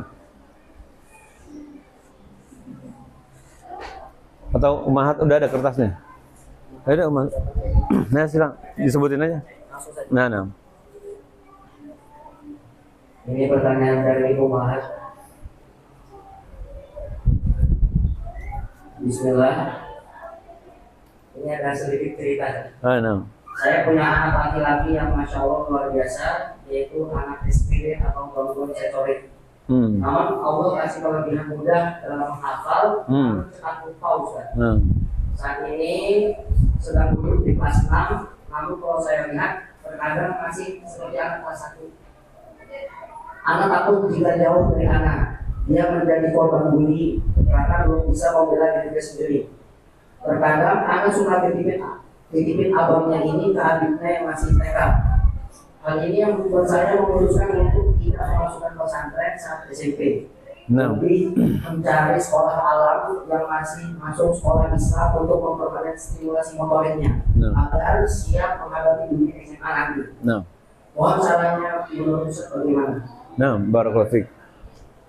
Jadi gini, apakah anak harus masuk sekolah waktu SMP? Masuk pesantren, afwan. Apakah anak harus masuk pesantren berpisah sama orang tuanya waktu SMP? Itu pertanyaan. Ada yang berani ngasih pendapat gak? Nggak apa-apa, salah nggak apa-apa, bener juga alhamdulillah. Nggak mesti. Ana diskusi sama Ustadz Sufyan Baswedan sama Ustadz Arifin Badri hafizahullah ta'ala. Karena gini, anak-anak yang gede SMA mondok, ya kan? Adiknya masih SMP. Nah ini situasional, nggak mesti. Kalau misalnya dia belum siap secara mental, terus gak ada yang ngebimbing juga, ini anak SMP masih perlu kasih sayang. Kadang kita lihat di sosmed kan, anak-anak nangis berpisah sama orang tua, itu belum siap tuh. Jangan dipaksain. Salah orang tuanya. Malah dia bisa jadi benci sama pesantren bahkan. Dia benci sama orang tuanya. Dia benci sama situasi ini semua, akhirnya dia udah deh mau-maunya aneh aja. Tapi ada anak-anak yang udah siap, yang ada ngebimbingnya. Kayak anak alhamdulillah ada abangnya. Abangnya kasih tanggung jawab lebih karena memang insya Allah dia misalnya bisa atau enggak. Dan kita lihat kalau memang nggak bisa ya sudah, nggak usah dipaksain. Tapi kalau misalnya dia sendiri, ada kemarin ada orang tua anaknya dipondokin di Padang, masih SMP, nggak ada siapa-siapa di Padang. Subhanallah, anak dan jangan lagi kasihan. Tapi dia begini begitu, ya udah balik keputusan sama orang tua. Karena anak SMP itu masih ada bocilnya ya kan, masih ada bocilnya. Sabar. Jadi niat baik itu harus caranya baik juga. Dan nggak melulu masuk pesantren itu dia jadi bener. Apalagi kadang maaf, orang tua nganggap pesantren tempat buangan. Bandel banget nih bocah nih udah masukin pesantren aja. Nah, ini salah nih. Anak pinter masukin pesantren. Nah itu tadi si ibu ini udah tahu nih potensi anaknya. Nggak mesti harus di pesantren. Kalau dia udah siap secara mental, dia udah mampu sensornya, motoriknya segala macam, oh udah ini bismillah. Balik lagi ke orang tua dan setiap case ini beda-beda. Bagaimana disesuaikan. Yang penting yang terbaik buat anaknya, bukan bagaimana maunya orang tua. Di rumah kan tetap ada ibunya yang bisa ngajarin kan. Memang belajar agama, ibunya pulang nggak mau diajarin, mau disimpan sendiri kan enggak. Kita belajar buat disampaikan kepada orang-orang yang kita bisa sampaikan. Bukan kita simpan sendiri. Bahkan dikatakan, ulama mengatakan ilmu itu ada zakatnya. Zakatnya itu nyampein, maksudnya gitu ya. Ini cuma istilah, bukan zakat beneran gitu. Wallahu ta'ala alam. Kurang dekat ya? Nah.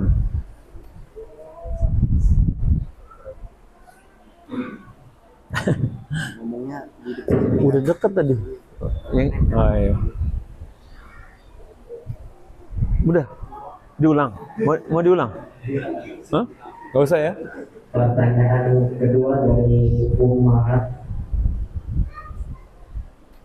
Ini dua pertanyaan tapi sama. Nah, gimana? Ustaz, mohon nasihatin untuk ayah atau suami saya setiap pulang kerja lebih sibuk dengan HP-nya dan dia menolak untuk mengajarkan anaknya. Nah, disebutkan nama suaminya situ? Enggak sebut ya? Enggak. Suaminya juga nggak usah ngangkat tangan ya, nggak usah bangga. Pak, handphone ini fitnah buat kita. Handphone yang harusnya dulu slogannya apa? Mendekatkan yang jauh, sekarang malah apa? Menjauhkan yang dekat. Pulang HP ya udah off dah. Taruh di cas udah tinggalin, matiin udah. Kita hidup bukan terikat sama HP. Lihat screen time kita sehari berapa lama sama HP. Lihat hidup kita sama anak kita sama istri kita berapa lama sehari. Jangan-jangan sama HP bisa 8 jam dia. Dia sama anak sama istri cuma sejam. Dari jam berapa? Jam 5 sampai jam setengah 7, sejam setengah. Pulang kerja jam berapa? Jam berapa pulang kerja, Pak?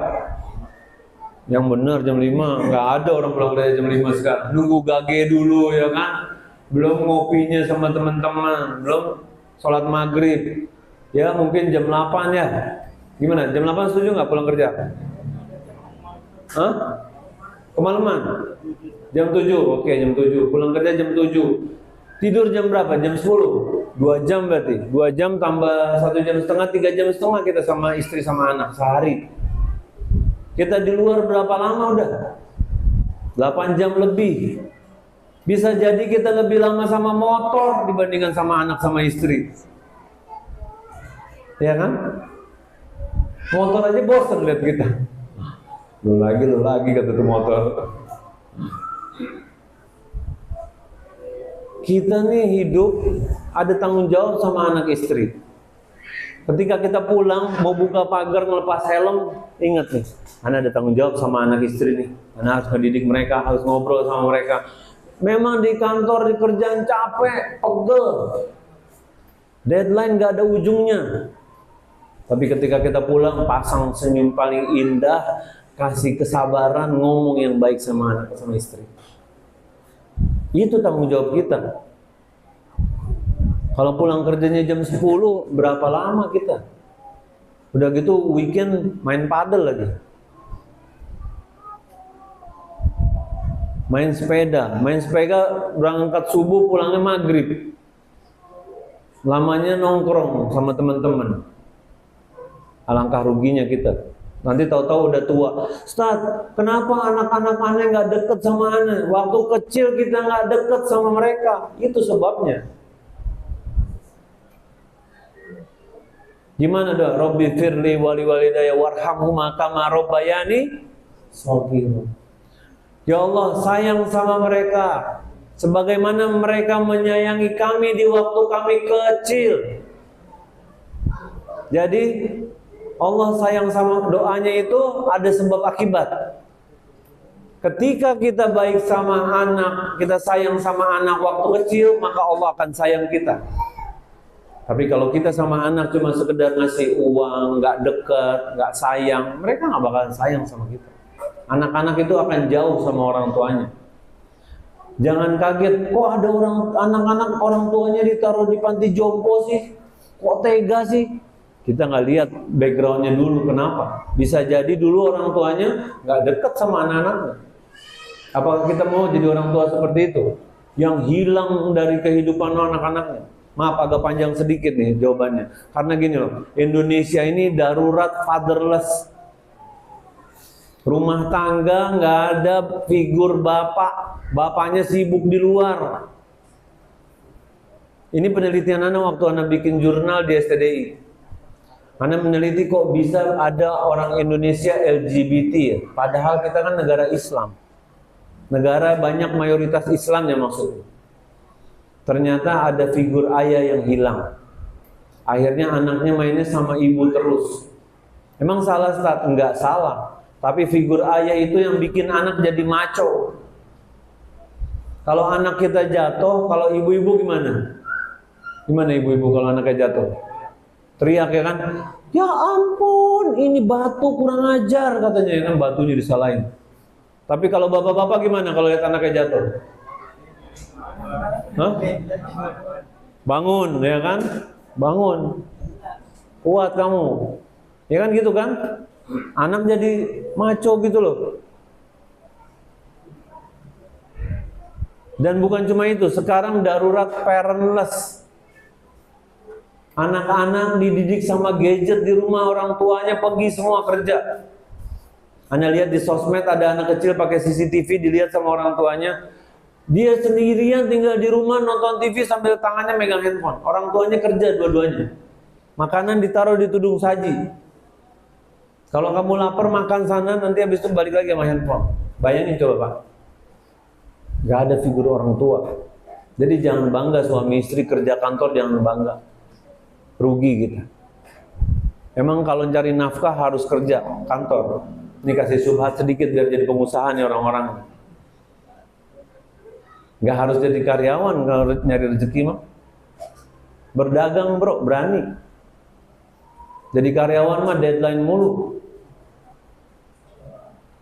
Kemarin kajian ada karyawan lagi sholat mikirin deadline, coba itu bayangin. Sedih nggak? Sedih. Kita kalau jadi pengusaha atau dagang bebas kita. Mau kajian begini mah aman aja. Mau takziah ada yang meninggal mah aman aja. Nggak mesti. Kalau kantor gimana mau izin takziah? Ini cuti setengah hari apa gimana nih dihitungannya? Makanya ketika bukan berarti dari sini pulang langsung resign ya, enggak ya. Atau Ustadz suruh resign, enggak gitu. Enggak, tapi mulailah merintis. Merintis usaha, merintis berdagang. Niatin karena Allah Subhanahu wa taala, niatin karena biar bisa dekat sama anak sama istri. Insya Allah lebih berkah dibandingkan kita kerja cuma ngejar deadline. Barakallahu fiik. Semoga Allah mudahin insya Allah ya. Selanjutnya, Bismillah, izin bertanya Ustaz, bagaimana mengarahkan anak yang sepertinya pembelajarannya lebih umum bukan ke agama, karena dia kurang semangat untuk menghafal. Tapi kita tahu kalau untuk umum atau negeri pembelajaran agamanya kurang. Wafik barakallah. Seperti tadi kita bahas, kalau dia memang senangnya ilmu dunia, tetap ilmu agamanya harus ditambah, baik dari kita atau dia sering duduk di kajian atau belajar bersama sama orang tuanya bisa. Ketika dia jadi dokter, cita-citanya ya dokter yang paham agama, tahu mana halal mana haram. Jangan diresepin obat batuk yang ada alkoholnya, ya kan? Itu karena apa? Dokter paham. Ini kan enggak. Dibiarin aja ilmu dunia bebas, dia mau belajar di mana, di PTUN negeri lah, inilah, dia nggak paham agama, akhirnya ikhtilat segala macam, rugi. Nggak mesti gitu kok. Zaman sekarang nih nggak mesti kalau ilmu dunia aja atau akhirat aja, enggak. Ini pemahaman yang salah. Ketika dia semangat jadi ulama, dia juga bisa punya ilmu dunia, dia jadi pengusaha juga bisa. Atau dia semangat ilmu dunia jadi pengusaha, apakah berarti dia nggak boleh punya ilmu agama? Enggak harus diadu. Ini pemikiran yang salah. Tapi kalau dia semangat berprofesi yang bukan ustadz, ya, dia harus jadi seseorang yang takut sama Allah Subhanahu wa taala. Dia jadi karyawan yang takut sama Allah. Yang nggak berani tuh masuk jam 7, setengah 9 masih di pantry. Ngegiling kopi, bikin V60 dulu bentar. Ya kan? Harus tuh tahu, kecuali emang dia diizinin bebas ngapain aja ya lain cerita. Ada amanah yang harus ditepati.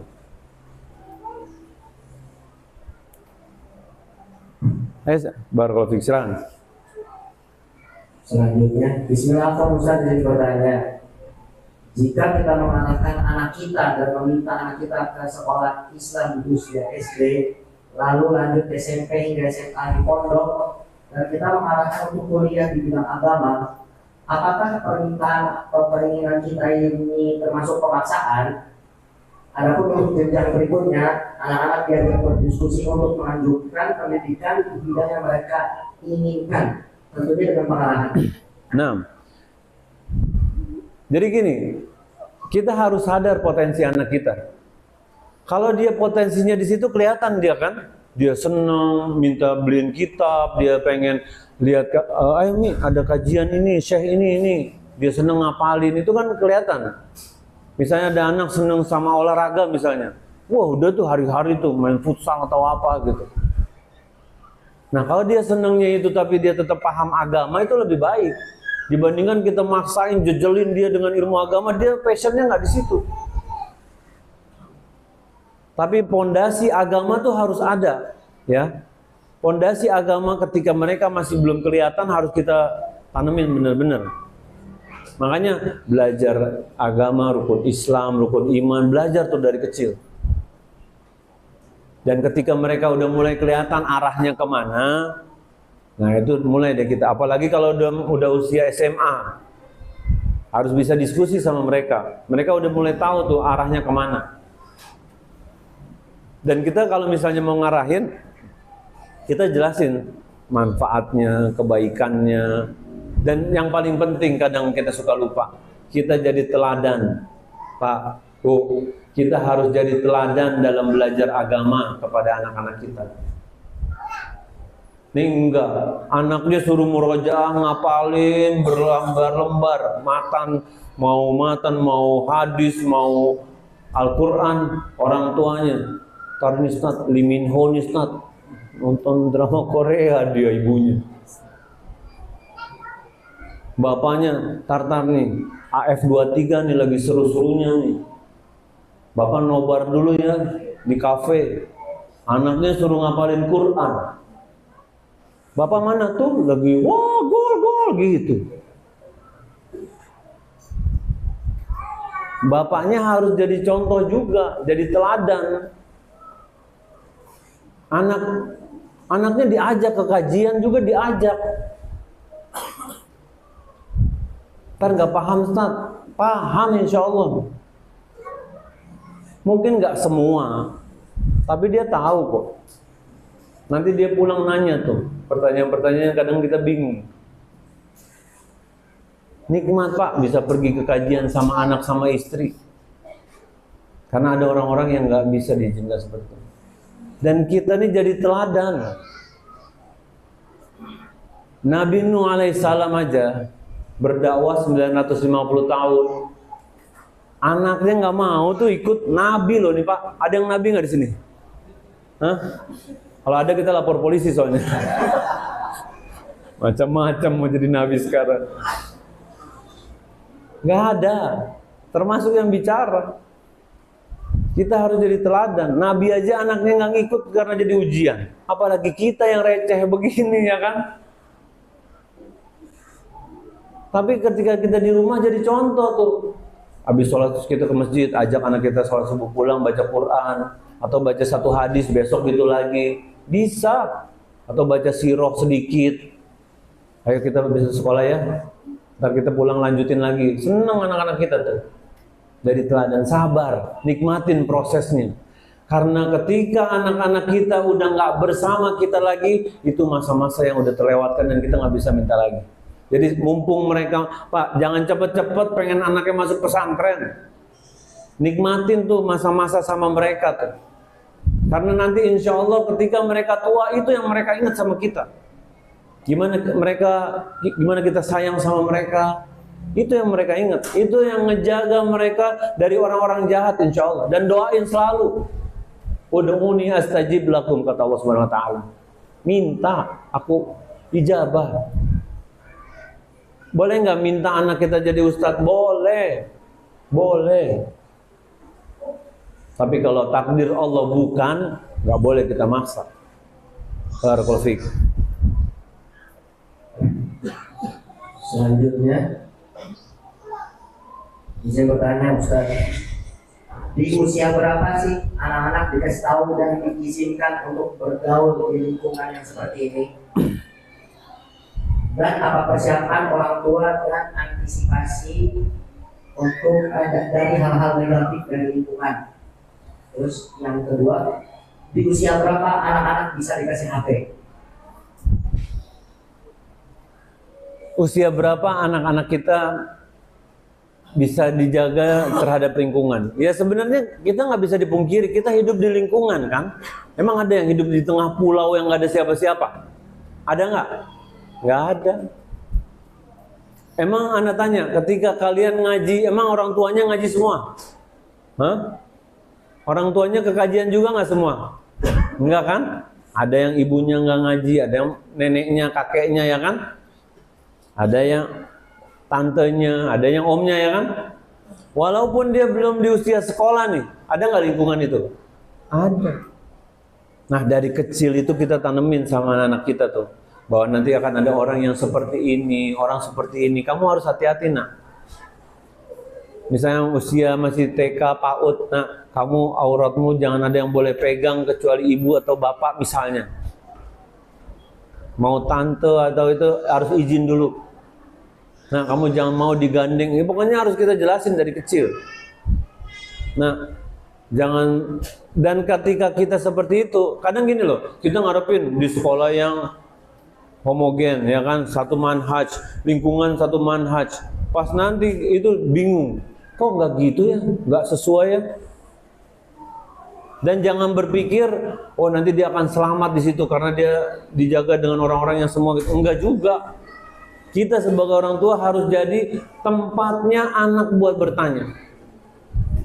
Jadi tempat anak yang bisa dipercaya. Karena kalau dia udah mulai besar, dia mulai percaya sama orang lain, dan ini bahaya. Karena orang lain, maaf, ada yang benar, ada yang nggak benar. Dan kalau kita jadi orang tua, pasti mengharapkan yang terbaik gak sama anak kita, iya kan? Berat ya jadi orang tua ya. Tapi ganjarannya besar kalau anak kita insya Allah jadi anak-anak yang soleh dan soleha, insya Allah. Barakallahu fiik.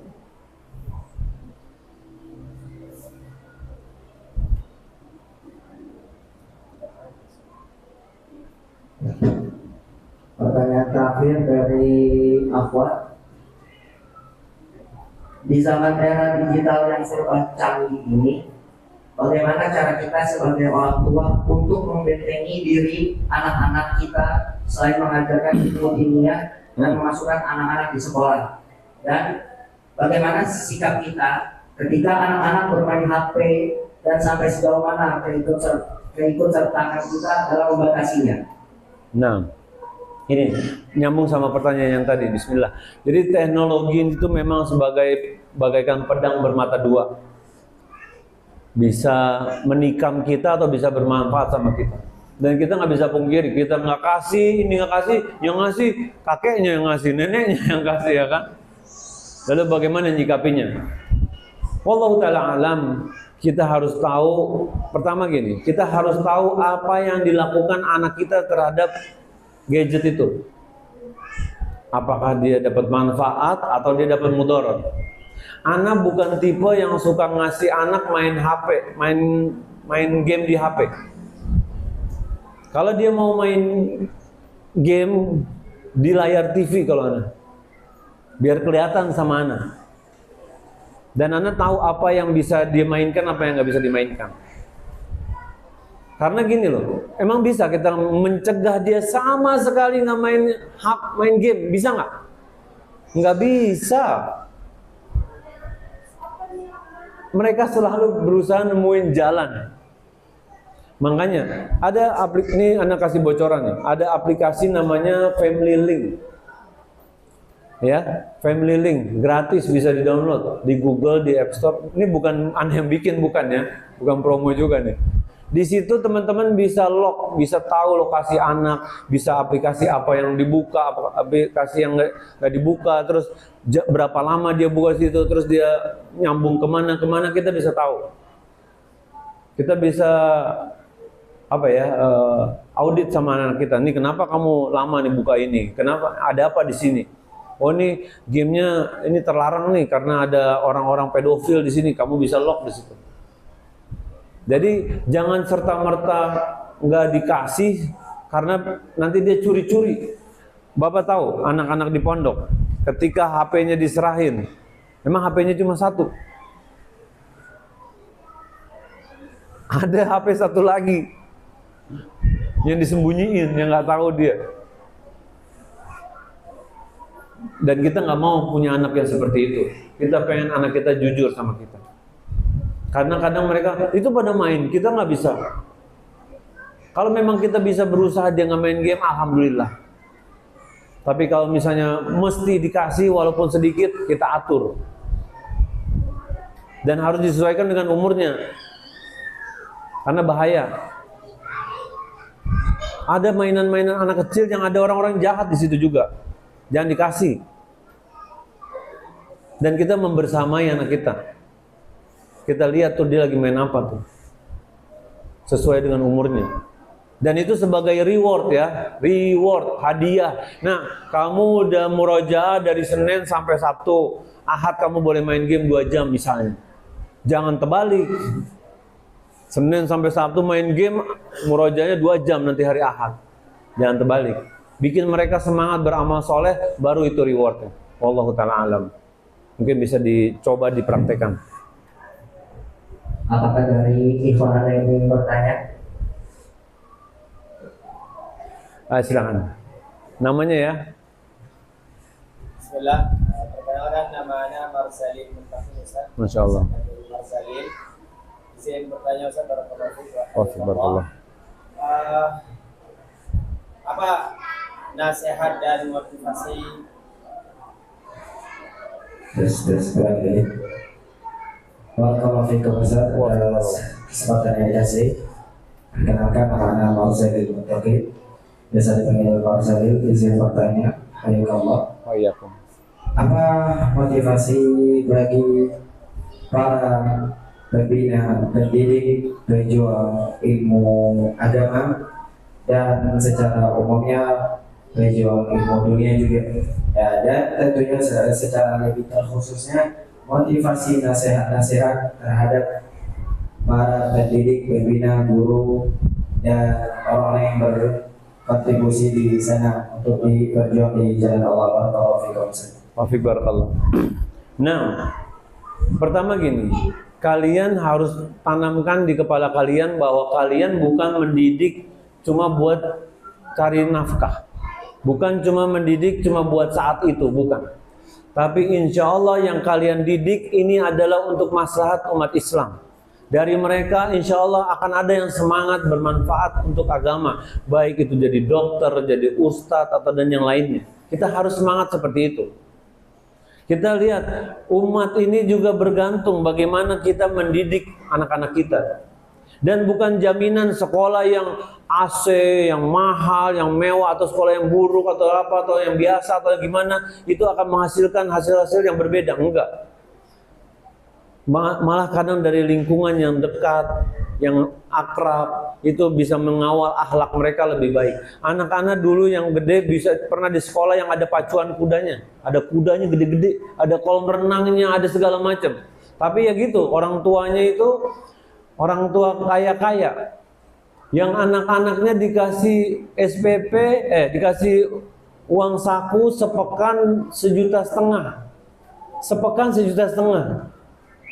Tiap akhir pekan mukbang mereka di restoran, bayangin, ditraktir sama temennya. Akhirnya anak keluarin dari situ, karena anak pikir tadinya mau belajar sama syekh ini syekh itu, tapi ternyata syekhnya pulang semua, nggak ada. Diajar sama musyrif, musyrifnya ya masih campur-campur kelakuannya. Ya sudah, anak tarik dari yang mewah itu, anak pindahin ke sekolah yang tidur di atas masjid pakai kipas angin. Belum ada sakannya, belum ada asramanya. Yang makannya kalau kata anak-anak nih bercanda ya. Apa sih? Garam berbentuk ikan asin katanya. Bercanda aja dia nih. Tapi anak kita itu jangan terlalu dikasih kenyamanan, Pak. Harus dikasih ketidaknyamanan juga yang dikontrol. Jadi apa? Biar dia jadi anak yang tough, gak cengeng. Karena kalau semua maunya kita kasih, akhirnya berantakan. Nah, di sini juga teman-teman harus paham. Ketika kalian jadi pendidik, berjuang, jangan berpikir ketidaknyamanan itu membuat mereka nggak berhasil. Enggak. Malah mereka bisa jadi memaksakan diri mereka untuk, Anda dulu hidup begini. Kan kadang ada orang gitu kan, perkara dunia nih. Dulu Anda susah tinggal di pinggir kali, Anda harus jadi pengusaha sukses. Ada yang begitu kan? Nah, kita harus jadi, dulu Anda belajarnya begini, Anda murojaah gini, Anda insya Allah Allah takdirkan yang terbaik buat dia. Dan kita bersabar, karena takdir Allah kita nggak bisa arahkan. Kita cuma bisa berdoa, minta yang terbaik sama Allah Subhanahu Wa Taala. Dan jika tidak diberikan, kita bersabar. Kita berusaha nikmati prosesnya, bukan mengharapkan hasil. Karena hasil bisa baik, bisa buruk, sesuai kehendak Allah. Barakallahu fiik. Hayakallah. Ingin bertanya lagi?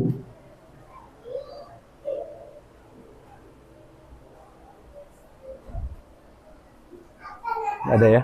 Jika tidak,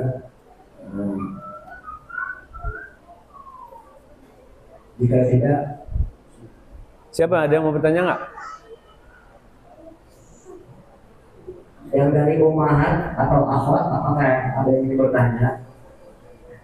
Jika ada, mungkin boleh 1 atau 2 pertanyaan.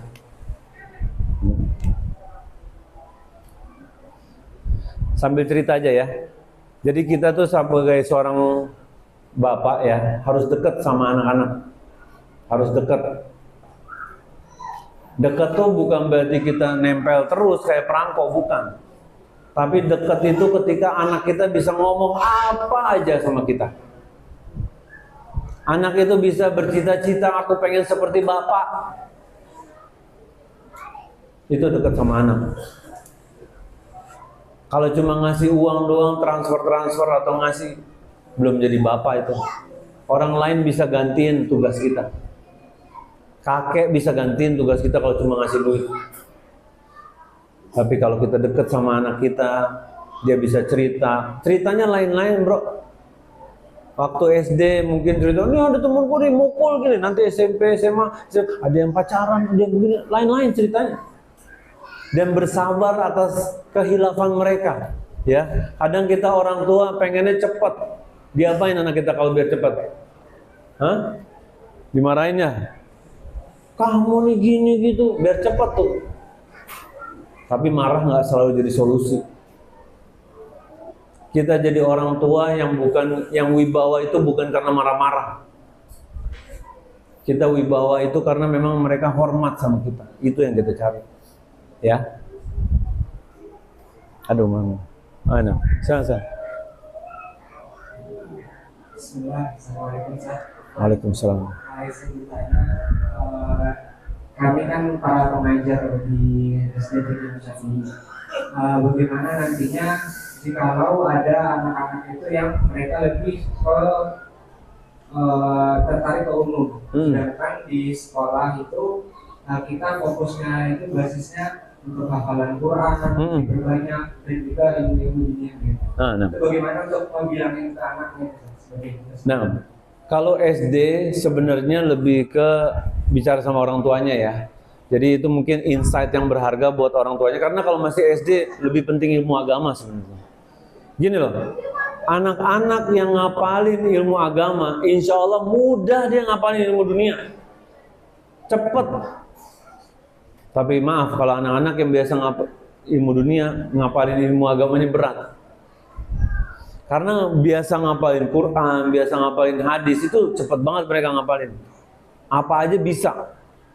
Kayak gini nih, orang di Saudi itu, mereka belajar bahasa Indonesia lebih gampang daripada kita belajar bahasa Arab. Bahasa Arab itu 16 juta mufradatnya, suku katanya. Indonesia cuma berapa ratus ribu gitu ya. Ya kan? Makanya jangan kaget kalau pedagang-pedagang itu, Pak Anies, Prabowo, ya gitu-gitu kan. Mereka udah gampang, murah-murah, udah gampang mereka bisa. Karena memang mereka pondasinya ilmu agamanya SD-nya itu di sana udah usul salasa itu udah dibahas dari SD, kitab usul salasa. Mereka udah bertauhid semenjak SD. Kadang kita ya udah telat, tapi ya alhamdulillah yang penting kita terus belajar. Mungkin gitu. Jadi sebagai guru mungkin ya anak-anak tetap aja as usual gitu, tapi kasih tahu Bu, nih kayaknya anaknya lebih senang ilmu dunia nih. Tapi alhamdulillah dia tetap semangat ilmu agamanya di sekolah. Mungkin nanti kedepannya bisa dipertimbangkan apakah dia ada ditambah ilmu dunianya atau enggak. Barakallahu. Oke, jika tidak ada pertanyaan lagi, mari kita tutup kajian ini.